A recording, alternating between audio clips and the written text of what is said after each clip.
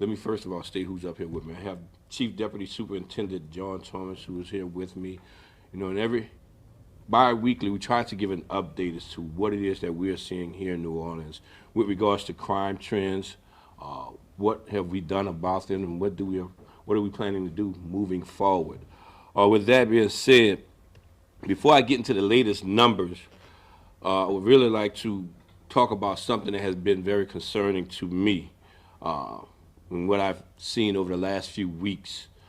Um, I've mentioned this on several occasions, and I would do it again today, in stating that, hey, we are facing a different criminal today, a more bold and brazen type of criminal, who have escalated their actions and behaviors in engaging in more serious crimes that result into some very violent results. And because of that, I'm asking our citizens to please, I'm begging, I'm pleading with you, please, to remain vigilant and report what it is that you're seeing and help us to catch these individuals. But in doing so, I'm asking you not to take matters into your own hands, um, for your own safety. Let us do our jobs. I know that you are frustrated. We are just as frustrated with what we are seeing with these bold criminal acts. But your life is not worth it. Not any stolen property, not anything. The valuables, whatever is taken, can be replaced, but your life cannot be replaced. So I'm asking you to please, just report what it is that you're seeing. Allow us to do our job and not put yourselves in harm's way. It is equally as important that you take the necessary precautions to try to hopefully reduce your chances of becoming a victim by limiting the opportunities for individuals to commit these types of crimes. Be aware of your surroundings. Try to park in well-lit locations. Do not leave your vehicles running or unattended, even for a brief period of time. Lock your vehicles. Do not leave property, values, and more specifically, weapons in these vehicles, and do not leave them in plain sight. Many perpetrators committing these auto burglaries and carjackings, they are looking for vehicles with weapons. They're looking for weapons to commit more serious violent offenses. So I'm asking you to just help us to keep our community safe. Secure your weapons properly. So over the last 2 weeks, I'm going to give you some numbers of what we've seen and what we've addressed over the last couple of weeks. New Orleans Police Department has taken as many as 69 weapons off the streets of New Orleans. That's through arrests, confiscations, or found property. 937 year to date. Over the last 2 weeks, we've had 6 homicides, 59% clearance rate with these homicides. Non-fatal shootings, 19 non-fatal shootings, 6 of which are cleared, with a 35% solve rate. Armed robberies, 30 armed robberies, 6 of which have been cleared, and 14 carjackings, and 8 of which have been cleared. So we are not only interacting through enforcement, with our community, but we are also interacting through positive engagement. Our geographical deployment strategy puts our officers in areas that they can become more familiar with the citizens and businesses that they're engaging, and our community can be more familiar with our officers. Many of our district captains and their team have been holding various community engagement interactions through walks, through talks within their neighborhoods that has provided an opportunity for our officers to have a concrete conversation with our citizens, because this is truly a partnership that we must have to ensure the safety of our city. And through these conversations, we are able to, of course, gather more information, gather more intelligence, but also gather more trust that we are dedicated to doing our job. It is vital that we get to know one another as fellow citizens. We want our residents to look at us as a team player, not just at our badge, not just at our uniform, not just at our tools on our tool belt. We want you to look at us as a part of your team, a part of our community to make our city better. To the criminals, I want you to know that we are solving cases. We are remaining engaged.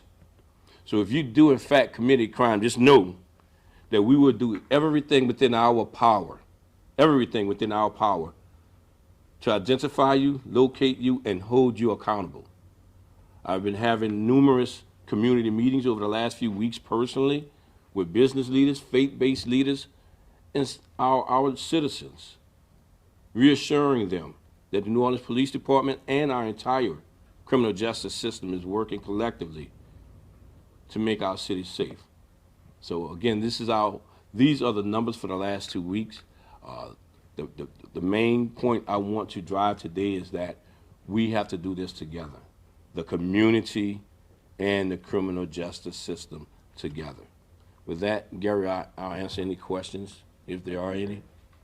Yeah, Chief, you pointed out what everybody's been paying attention to, seeing more people arming themselves, especially when they go to gas stations and things like that. Have you noticed an increase in maybe some of these gas stations getting some armed security or anything like that? I have not noticed any gas stations necessarily hiring security, but we have been very vigilant ourselves and being more intentional as to being around the gas station, meaning like when we're documenting or doing our reports, we're strategically placing our officers at the gas stations to try to give some visibility and some security to our citizens. Gabby? Yes, GabbyPillonola.com. I was wondering, Chief, if you've noticed a change due to geographical deployment leading to a higher solve rate yet. Has that been anything that you've noticed in that relationship being established, allowing community members to trust cops and be able to tell them more of what's going on in their communities? We have seen some, I can't say specifically, but we have seen some increase in trust, and increase in information that we have been obtaining as a result of this deployment. Do they necessarily result in an arrest? I can't say for sure, but I do know that we have been seeing an increase in trust. Kim? Thank you. Yes, ma'am. Chief, you were asking citizens to remain vigilant but not to take matters into their Yes. own hands because they could be hurt. Have we had any situations like that where this has become an issue where somebody did in fact get hurt because of that? Yeah, we've had several issues in incidents, I would say, in which our citizens have tried to take matters into their own hands. As Sherman said about, seeing more citizens arming themselves with weapons and things of that nature. But what I would ask is, if you're going to arm yourself, which you have the right to do so, get the proper training. You're not just training with regards to how to secure that weapon, but how to use that weapon when you are allowed by law to use that weapon. 26? No? Anybody have another question? One more question. Maybe Yep. if you could remind the public on how it works when it comes to NOPD's policies on pursuing an individual. On pursuits, Yes. so, for whatever reason, many think we do not have a pursuit policy, meaning we have a no pursuit policy. We do have the authority to pursue, but only in certain situations, especially those that are violent, have violent nature to them. But whenever we have these pursuits, they must be, one, authorized by a supervisor. Two, we must be conscious of vehicular traffic, pedestrian traffic, the dangers in which we may be placing our officers or the community in. So we do allow pursuits, but they're restricted to ensure the safety of everyone. Last question? Chief, have you found that these weapons that you've been confiscating, you said nearly 1,000 year to date, Yes, ma'am. have participated in a lot of the violent crimes that you're referencing today? I do believe so. I do believe so. I mean, we know that many of these weapons are not necessarily registered, so we don't know if they, if they're actually, what their connection and what their nexus is, but we do our due diligence in following up. And of course, as we seize these weapons, we do go back and do our scientific investigation, if you would say, meaning ballistics and things of that nature, to see how we can connect the dots to further our investigation. Kim had one more thing. Yes. Chief, we talked about this in the past, but New Orleans is not alone in seeing this surge in violent crime recent. There's many states, many cities across the country that are experiencing this right now amid the pandemic. Some unprecedented, just level of surge in crime. In your opinion, what's going on? What is the breakdown, and what is the solution in your opinion? I mean, how do we fight this? I think we're all trying to scratch our heads and try to figure out what has caused this. I mean, we could sit here for days and discuss that. I mean, from the global pandemic, the stress that has truly caused on many people. I mean, the financial impact it has caused on many people. So, I mean, just some criminals just being criminals. So we really don't know, but we know we have some social issues, some real social issues that must be addressed through equal opportunity in employment, equal opportunity in education. So there are a lot of things that are playing its part in that. But the key to this is just us sticking together as a community, from the business leaders to the faith leaders to the city government to our elected officials to us as the criminal justice system, and last but definitely not least, the community. We all have a role in this, and we know living in a community, someone knows something. They know what happened. They knew what happened, and they know what is going on.